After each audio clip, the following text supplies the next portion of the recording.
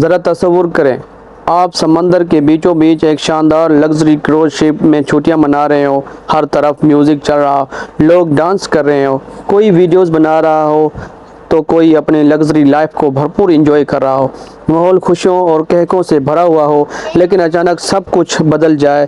ایک مسافر کی طبیعت اچانک خراب ہونے لگتی ہے، اسے تیز بخار ہوتا ہے، پورا جسم درد سے ٹوٹنے لگتا ہے اور سانس لینے میں شدید دشواری شروع ہو جاتی ہے۔ شروع میں سب کو لگتا ہے کہ شاید یہ عام بیماری ہوگی، لیکن جب ڈاکٹر اس کے ٹیسٹ کرتے ہیں تو جو رپورٹ سامنے آتی ہے وہ پورے جہاز میں خوف کی لہر دوڑا دیتی ہے۔ ڈاکٹرز اعلان کرتے ہیں کہ وہ ایک خطرناک وائرس سے متاثر ہو چکا ہے جسے ہنٹا وائرس کہا جاتا ہے۔ یہ سنتے ہی جہاز پر موجود ہر شخص کے چہرے کا رنگ اڑ جاتا ہے، کچھ لوگ رونا شروع کر دیتے ہیں، کچھ اپنے گھر والوں کو ویڈیو کال کرنے لگتے ہیں، جبکہ کئی لوگ خوف کے مارے اپنے کمروں میں خود کو بند کر لیتے ہیں۔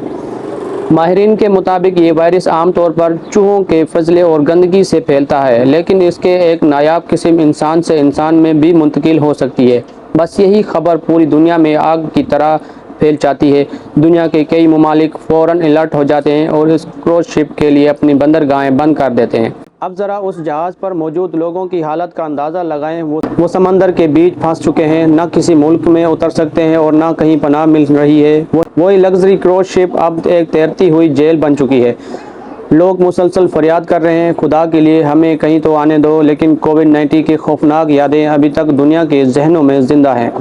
ہر ملک کو یہی ڈر ہے کہ کہیں یہ وائرس دوبارہ پوری دنیا کو تباہی کی طرف نہ لے جائے۔ سب سے خوفناک بات یہ بتائی جا رہی ہے کہ اس وائرس کی شرح اموات کووڈ سے کہیں زیادہ ہو سکتی ہے۔ ماہرین خبردار کر رہے ہیں کہ اگر یہ وائرس تیزی سے پھیلنا شروع ہو گیا تو دنیا ایک نئی اور ہولناک تباہی دیکھ سکتی ہے۔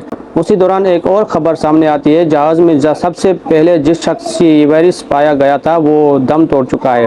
اب پوری دنیا صرف ایک ہی سوال پوچھ رہے ہیں، کیا انسانیت ایک اور خطرناک وبا کے دہانے پر کھڑی ہے؟